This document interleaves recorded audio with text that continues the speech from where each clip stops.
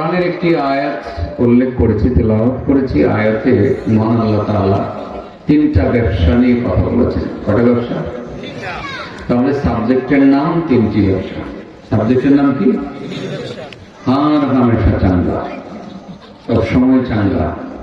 ইট বাটায় ব্যবসায়ী লাভ লস আছে, আছে না?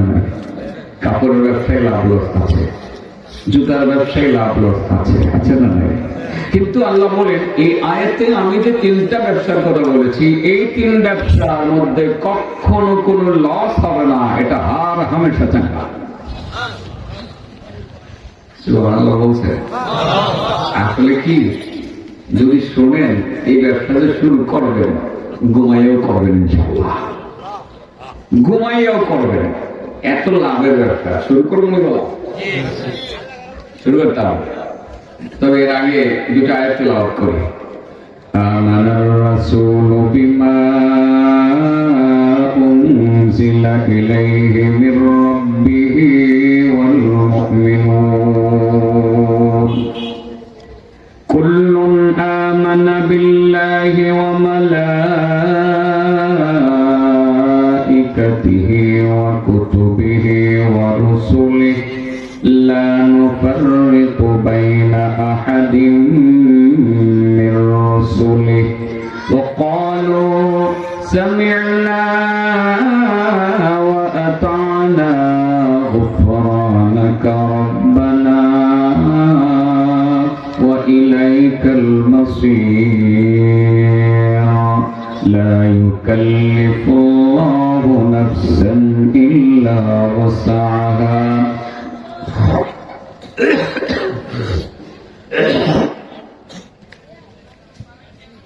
لها ما كسبت وعليها ما اكتسبت ربنا لا تؤاخذنا إن نسينا أو أخطأنا ربنا ولا تحمل علينا إصرا كما حملته على الذين من قبلنا ربنا ولا تحملنا ما لا طاقة لنا به واعف عنا واغفر لنا وارحمنا أنت مولانا انصرنا على القوم الكافرين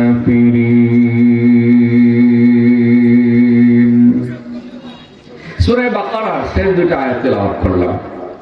আল্লাহ রাসূল বলেন আমার উম্মত নামাজ পড়বে, তাহাজ্জুদ পড়তে মনে চাবে, কিন্তু বহু উম্মত ইচ্ছা থাকা সত্ত্বেও নানান ব্যস্ততায় শারীরিক কারণে তাহাজ্জুদ করতে পারবে না।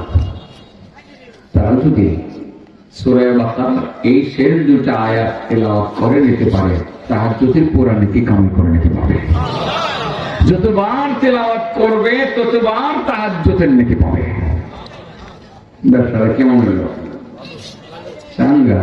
সূরা বাকারার শেষ দুই আয়াত তেলাওয়াত করে তাহাজ্জুদের নেকি পাবেন। দেখি চারটিখানি কথা রে বাবা, চলেন মূল বিষয়ে চলে যায়। খুব বেশি সময় কথা আজকে বলতে পারবো না, আমার সব কাজ লাগছে। নিকলি থেকে আসছি, ওখানে বয়ান করে নিয়ে বসায় রাখছে, দেখবে না আপনি গেলে লোক চলে যাবে। পরে আসতে করে নাইমা গাড়িটা নিয়ে ফেলছি, কি করবো, করার কিছু নাই। এরপরে আরেকটা মাহফিল আছে, মানে প্রথমটাই পেস লাগলে সব পেস লাগে। তো আজকে আমি কিন্তু যে সাবজেক্টের উপরে কথা বলবো একটু কম বলবো না, ওয়াজ যা করার তাই করবো, কিন্তু সময় একটু কম নিব। মনে থাকবে তো ইনশাআল্লাহ? তার মানে যেখানে আমি রিক্সায় চলতাম সেখানে বিমানে চলবো, কিন্তু জায়গা মতো করবো ইনশাআল্লাহ। ঠিক আছে? ব্যবসা তিনটা। ব্যবসা কয়টা? এক নম্বর আল্লাহ বলেন ইন্নাল্লাযীনা ইয়াতলুনা কিতাবাল্লাহ,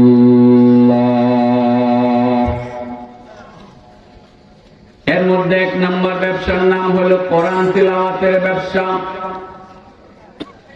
যে ব্যবসার মধ্যে কখনো কোনো লস হয় না, সবসময় লাভ আর লাভ আর লাভ।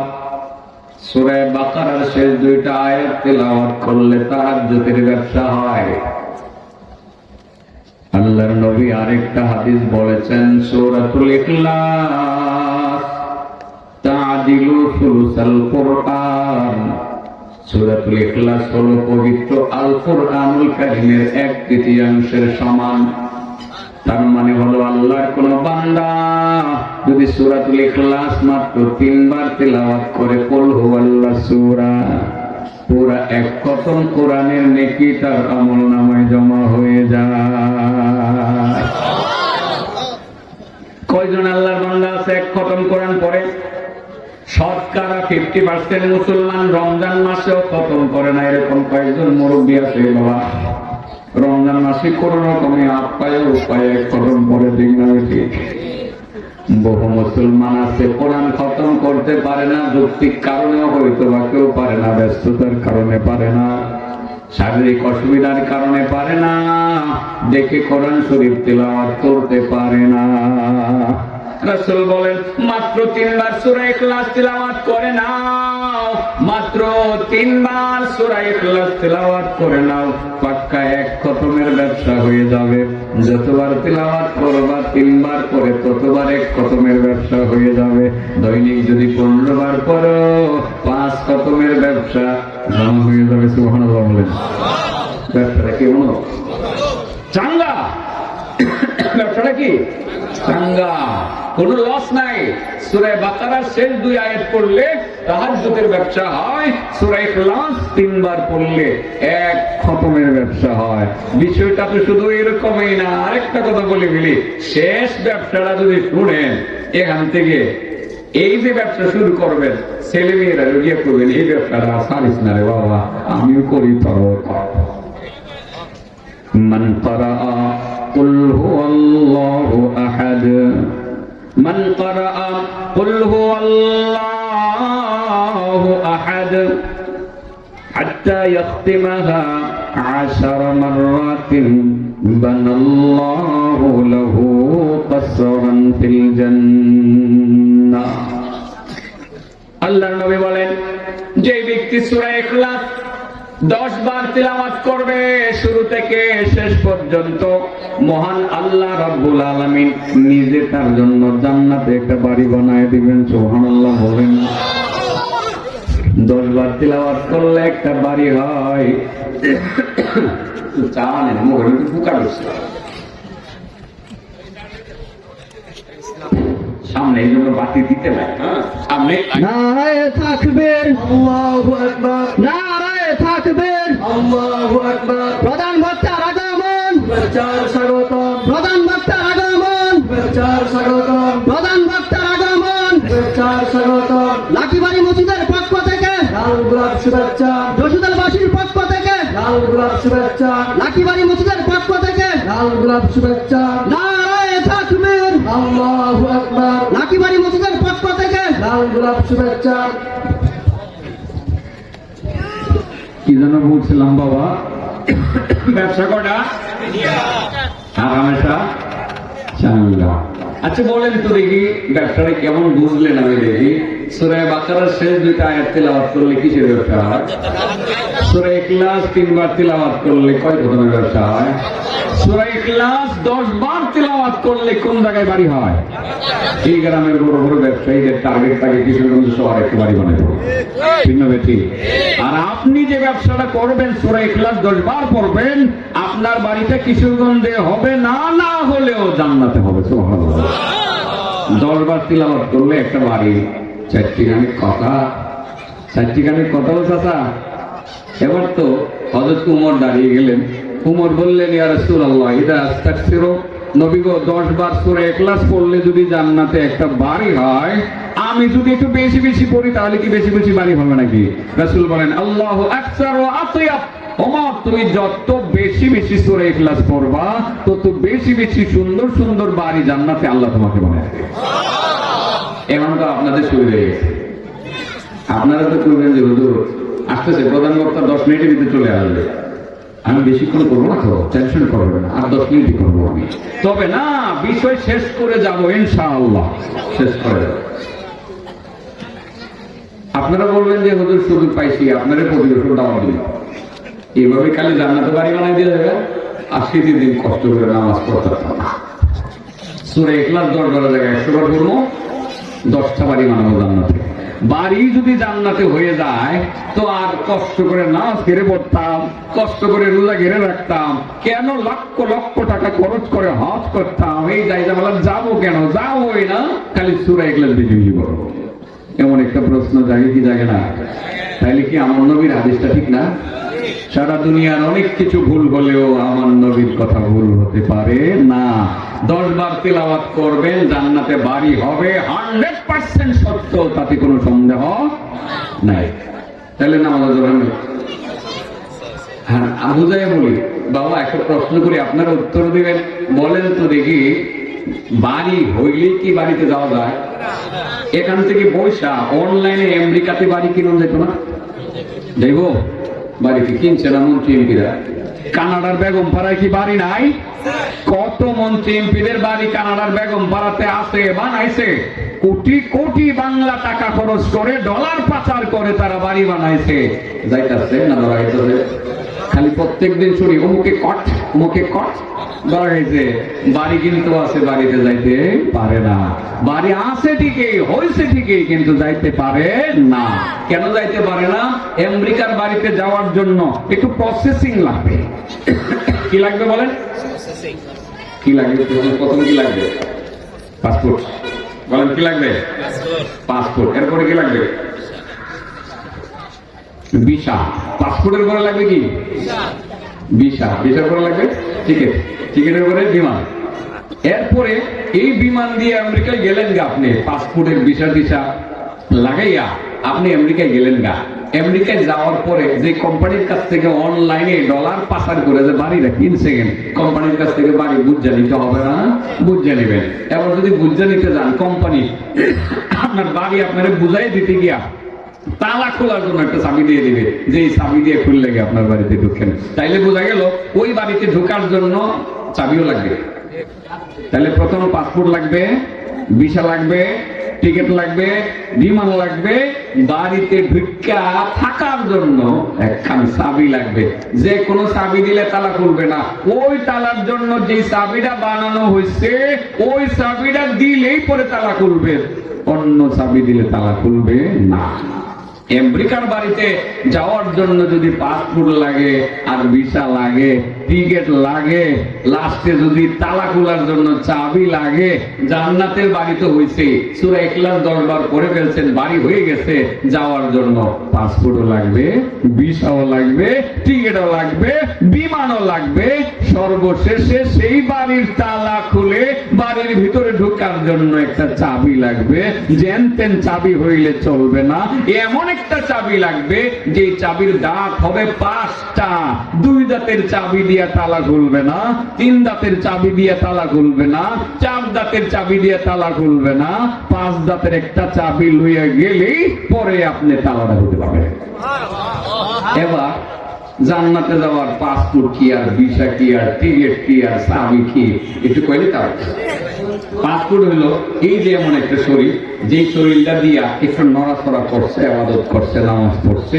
আর ভিসাটা হইলো মরণের সময় কালিমা নসিব হওয়া, লা ইলাহা ইল্লাল্লাহ, লা ইলাহা ইল্লাল্লাহ, লা ইলাহা ইল্লাল্লাহ মুহাম্মাদুর রাসূলুল্লাহ। মরণের সময় বাবা যদি এই কালিমাটা উচ্চারণ করে মরতে পারেন, লা ইলাহা ইল্লাল্লাহ, এই কালিমা যদি জবান দিয়ে আপনি উচ্চারণ করতে পারেন, আপনি মরণের সময় উচ্চারণ করলে আপনি যখন কবরে যাইবেন, ওখানে 2 জন ইমিগ্রেশন অফিসার আপনাকে চেক করবে। পাসপোর্ট চেক করে ইমিগ্রেশন অফিসার আপনার কবরের 2 জন ইমিগ্রেশন অফিসার আপনার পাসপোর্ট চেক করে দেখবে ভিসা আছে না নাই। এই ইমিগ্রেশন অফিসার 2 জনের নাম হলো, একজনের নাম মুনকার আর একজনের নাম নাকি। ও বাবা, আমেরিকাতে যাওয়ার সময় আপনি শাহজালাল বিমানবন্দরে যখন যাবেন, আপনার পাসপোর্ট চেক করে তারা দেখবে, যদি দেখে যে হ্যাঁ ভিসা ওকে আছে, তাহলে বলবে ওয়েটিং রুমে যাও, কতক্ষণ ওয়েট করো, রেস্ট করো, কতক্ষণ আরাম করো, বসে বসে উঙ্গাও তুঙ্গাও আরাম করো, তারপরে বিমান আসবে, তারপরে আমেরিকায় চলে যাবে। আর যদি দেখে ভিসা নাই, পুলিশ দেখা আনলে বলবে কাস্টডিতে যাও, এরপরে একদিন পরে তাকে কোর্টে চালান দিয়ে পরে জেলখানায় পাঠাবে। ঠিক না বেঠিক? তদ্রূপ আপনি যখন কবরে যাবেন, যাওয়ার পরে আপনার এই জায়গাতে চেক করে দেখবে এই জায়গাতে পাসপোর্টের মধ্যে ভিসা লাগানো আছে কিনা, লা ইলাহা ইল্লাল্লাহ এই কালিমা উচ্চারিত আপনার দ্বারা হয়েছে কিনা, কালিমার সিল মারা আছে কিনা। যদি সিল মারা থাকে, এবার মুনকার নাকির বলবে ভাই তাহলে তুমি ওয়েটিং রুমে চলে যাও। এখানকার ওয়েটিং রুমের নাম হলো ইল্লিন, সেখানে গিয়ে আরাম করে ঘুমাইয়া যাও, সময় মতো বিমান আসবে, সেই বিমান দিয়ে তুমি জান্নাতে চলে যাবে। আর যদি দেখে না না না ভিসা নাই, ভিসা নাই, তাহলে তুমি এবার সিজ্জিনে যাও, সিজ্জিনে যাও। ওই সিজ্জিন থেকে জাহান্নামের দিকে, চূড়ান্ত তুমি জাহান্নামের দিকে রওনা দিবা। বাবা ধরেন আপনার পাসপোর্টের মধ্যে ভিসা লাগিয়ে গেল, ইল্লিনে চলে গেলেন, জান্নাতের বিমান ধরে আপনি বিমানে চলে গেলেন, জান্নাতে চলে গেলেন। যেই বাড়িটা আপনি বানাইছিলেন, 10 বার সূরা ইখলাস পড়ছিলেন, জীবনের প্রথমবার 10 বার সূরা ইখলাস আপনি পড়ছিলেন, এই সূরা ইখলাসের বিনিময়ে একটা বাড়ি আল্লাহ আপনাকে বানায় দিয়েছে। ওই বাড়ির গেটে আপনি গেলেন, বাড়ি নম্বর 1 নং বাড়ির মধ্যে আপনি গেলেন, সেখানে গিয়ে দেখলেন তালা ঝুলানো আছে। তালা খোলার জন্য চাবি লাগবে, কি লাগবে? চাবি লাগবে। এটা 3 দাঁতের চাবি হইলে চলবে না, 2 দাঁতের চাবি হইলে চলবে না। এখানে মূলত 5 দাঁতের একটা চাবি নিয়ে কুচা দিলে তালা খুলবে, তারপরে জান্নাতে যাবে। ওই 5 দাঁতের চাবির নাম হলো নামাজ। লাগবে নামাজ? লাগবে? হ্যাঁ, তাহলে সূরা ইখলাস 10 বার পড়লে বাড়ি হবে নি? বাড়ি হবে না? বাড়ি হবে, বাড়ি তো হবে। রাসূল ঠিকই বলেছেন, যাওয়ার জন্য পাসপোর্ট, ভিসা, টিকিট সব লাগবে, ওখানে গিয়ে তালা খোলার জন্য চাবি লাগবে। বোঝা গেল নামাজ ছাড়া কোনো গতি নাই। বিষয়টা ক্লিয়ার হয়েছে? একটু বাকি আছে। ব্যবসা করা 1 নম্বর হলো কোরআন তিলাওয়াতের ব্যবসা। আর হামেশা চাঙ্গা সূরা বাকারার শেষ 2 আয়াত তিলাওয়াত করলে তাহাজ্জুদের ব্যবসা হয়। সূরা ইখলাস 3 বার তিলাওয়াত করলে 1 খতম কোরআনের ব্যবসা হয়। সূরা ইখলাস 10 বার তিলাওয়াত করলে জান্নাতে একটা বাড়ি হয়। কাব ইবনে মালিক থেকে বর্ণিত হাদিস, সূরা ইখলাসকে যে নিয়মতান্ত্রিক আমলে পরিণত করবে, নিয়মিত সূরা ইখলাস আল্লাহর যেসব বান্দা বান্দিরা তিলাওয়াত করবে, জামিউল উলুমুল হিকামে ইমাম ইবনে রজব হাম্বলি রাহমাতুল্লাহি আলাইহি হাদিসটা নিয়ে আসছেন। সেই হাদিসে বলা আছে, যে ব্যক্তি সূরা ইখলাসকে নিয়মিত আমল করবে, তার মরণের পরে একজন মানুষ যদি তার জানাজায় অংশগ্রহণ না করে, জিবরাইল নামের আল্লাহর ফেরেশতা তার জানাজার নামাজে অংশ করবে। জিবরাইল অংশগ্রহণ করবে, শুধু একা আসবে না, কমপক্ষে 50,000 ফেরেশতার বিশাল বড় একটা কাফেলা নিয়ে আসবে। ব্যবসা কেমন? হ্যাঁ, এই সূরা কি ওয়াজ দাম করতে চাইছিলাম, ওই যে ভাই শরীফ ভাই বলছিলেন যে কোরআন তিলাওয়াতের গুরুত্ব দেওয়া দরকার, ভাবছি যে ওয়াজ করে দিয়েছে, এই ব্যবসাটাই করে দিয়েছে। এখান থেকে শুরু করলাম আর কি। আসলে এবার বলেন তো দেখি, কোরআন তিলাওয়াতের ব্যবসা এটা আর হামেশা চাঙ্গা না? চাঙ্গা। ছেলে মেয়েদেরকে কোরআন শরীফ শিখাবেন, নিজেও শিখবেন। যদি কোরআন নাও পারেন, সূরা ইখলাস তো আপনি 3 বার করে পড়তে পারবেন। প্রতিদিন 1 খতমের নেকি আপনার আমল নামায় জমা হয়ে যাবে। সুবহানাল্লাহ বিহামদিহি। 10 বার তিলাওয়াত করলে জান্নাতে একটা বাড়ি হয়ে যাবে, জান্নাতে একটা বাড়ি হয়ে যাবে। আর নিয়মিত তিলাওয়াত করতে করতে মারা গেলে আপনার জানাজায় জিবরাইল আসবে, একা আসবে না, কমপক্ষে 50,000 ফেরেশতাকে সঙ্গে নিয়ে আপনার জানাজা পড়ে দাফন করে বিদায় হবে। এই ব্যবসাটা করবো তো সবাই? হ্যাঁ, বাকি 2টা ব্যবসার নাম বলে দিই। আসলে আপনারা আমাকে দয়া করে ক্ষমা করবেন, আসলে আজকে আমি এই পরিস্থিতির শিকার। আমি কিন্তু এতটুকু কথা অনেক সময় নিয়ে বলতাম, কিন্তু সময় নিচ্ছি না, আমি দ্রুত বলছি। আর 2টা ব্যবসার কথা 2 মিনিটে বলবো, এরপরে ইনশাআল্লাহ পরবর্তী যিনি আলোচক তিনি চলে আসবেন। ইন্নাল্লাযীনা ইয়াতলুনা কিতাবাল্লাহ, ইন্নাল্লাযীনা ইয়াতলুনা কিতাবাল্লাহি ওয়া আকামুস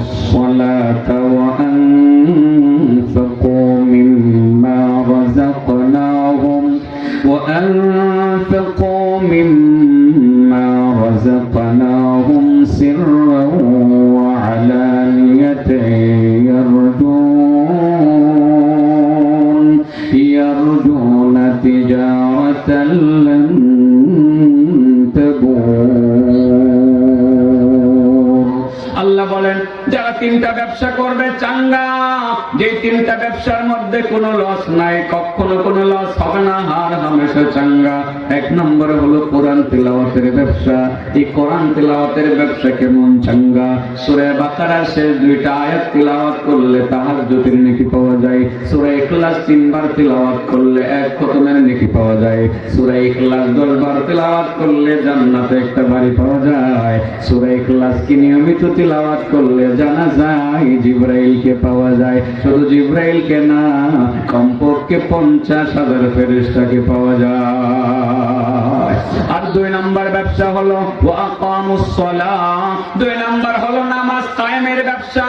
নামাজ কায়েমের ব্যবসা তার মানে হলো শুধু নামাজ পড়া না, নিজেও নামাজ পড়বে, অন্য কেউ যারা নামাজ পড়ার জন্য বলবে, ছেলে মেয়েকে নামাজ পড়ার জন্য বলবে, স্ত্রী সন্তান সহ পাড়া প্রতিবেশীকে নামাজ পড়ার জন্য বলবে, সম্ভব হলে এলাকার বাইরে গিয়ে দাওয়াত তাবলীগের মেহনতের মাধ্যমে নামাজের দাওয়াত দিবে।